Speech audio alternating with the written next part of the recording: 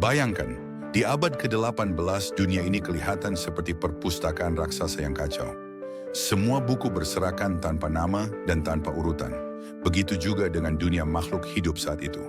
Tak ada aturan yang jelas tentang pemberian nama hewan maupun tumbuhan.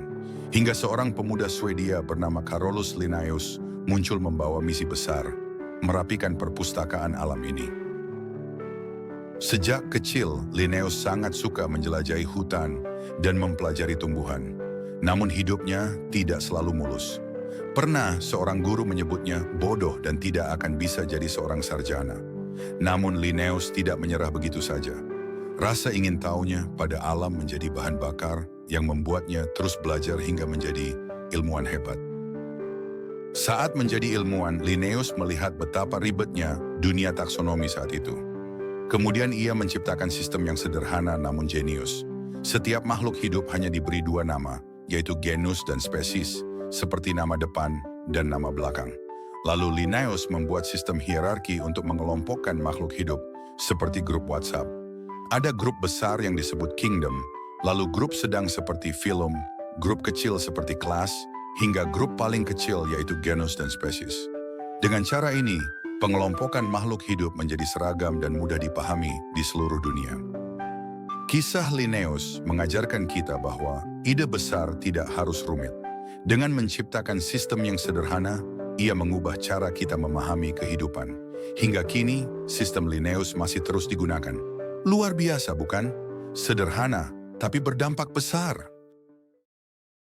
Kisah Carolus Linnaeus adalah sebuah kisah inspiratif yang dapat menjadi contoh bagaimana seorang siswa yang tergolong tidak berprestasi dapat menjelma menjadi seorang ilmuwan karena kegigihannya.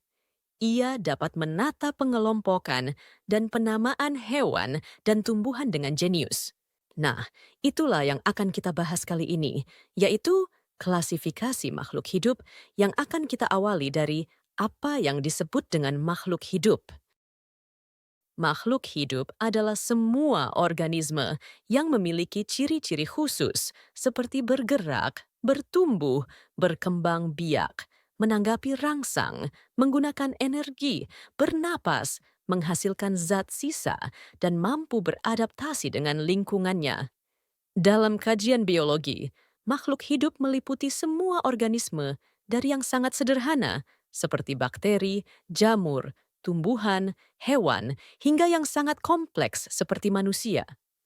Untuk memahami apa yang membedakan makhluk hidup dengan benda tak hidup, mari kita lihat ciri-ciri utama dari makhluk hidup tersebut. Makhluk hidup memiliki kemampuan untuk bergerak, baik secara aktif maupun pasif. Gerakan ini dapat berupa pergerakan anggota tubuh, perpindahan dari satu tempat ke tempat lain, atau perubahan posisi bagian tubuh. Hewan dapat bergerak secara aktif karena memiliki otot dan rangka tubuh. Contohnya, ikan berenang di air, burung terbang di udara, dan manusia berjalan menggunakan kaki. Meskipun terlihat diam, tumbuhan juga dapat bergerak. Contohnya, bunga matahari mengikuti arah sinar matahari yang disebut dengan gerak fototropisme, atau daun putri malu yang mengatup ketika disentuh.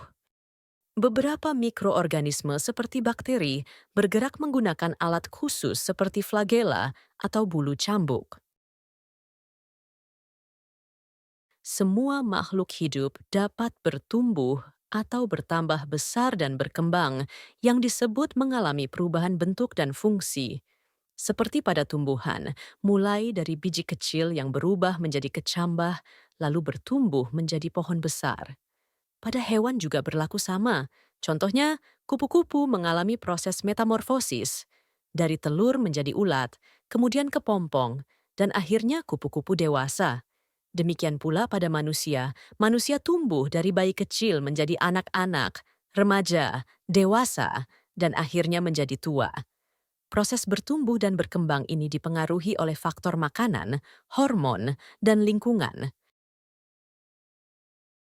Reproduksi adalah kemampuan makhluk hidup untuk berkembang biak agar mempertahankan kelestarian jenisnya. Tumbuhan berkembang biak melalui biji, tunas, umbi, atau cangkok. Hewan berkembang biak dengan dua cara, yaitu melahirkan dan bertelur. Sementara mikroorganisme seperti bakteri berkembang biak dengan cara membelah diri. Makhluk hidup dapat merespon rangsangan atau disebut iritabilitas, yaitu kemampuan untuk mendeteksi dan bereaksi terhadap perubahan di lingkungannya. Misalnya, bunga matahari menghadap ke arah matahari. Respons ini penting untuk mempertahankan kelangsungan hidup dan menghindari bahaya. Semua makhluk hidup membutuhkan energi untuk menjalankan fungsi tubuh seperti pertumbuhan, perbaikan jaringan, dan reproduksi. Energi diperoleh dari makanan yang dicerna dan diubah menjadi energi kimia melalui proses metabolisme.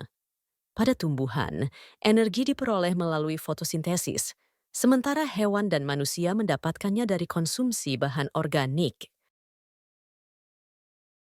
Bernapas adalah proses pengambilan oksigen dan pelepasan karbon dioksida untuk menghasilkan energi.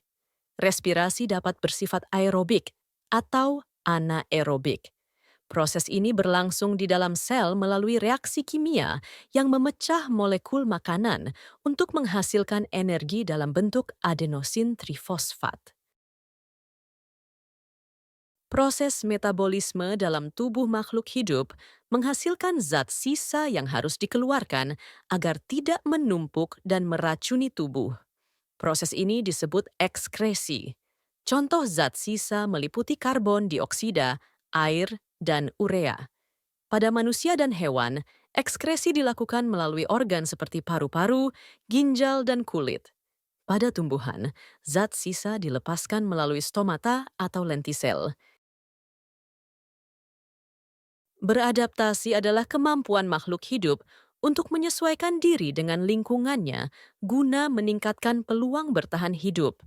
Adaptasi dapat bersifat morfologis, fisiologis, atau perilaku. Contohnya adalah sekelompok burung yang melakukan migrasi untuk mendapatkan makanan dan kondisi cuaca yang lebih baik. Setiap makhluk hidup punya cerita, dan kita adalah bagian darinya. Dengan memahami ciri-ciri makhluk hidup, kalian dapat lebih menghargai keberagaman makhluk hidup dan menjaga kelestariannya. Teruslah bereksplorasi, temukan keajaiban, dan jaga kehidupan di sekitar kita. Sampai jumpa di materi pembelajaran berikutnya.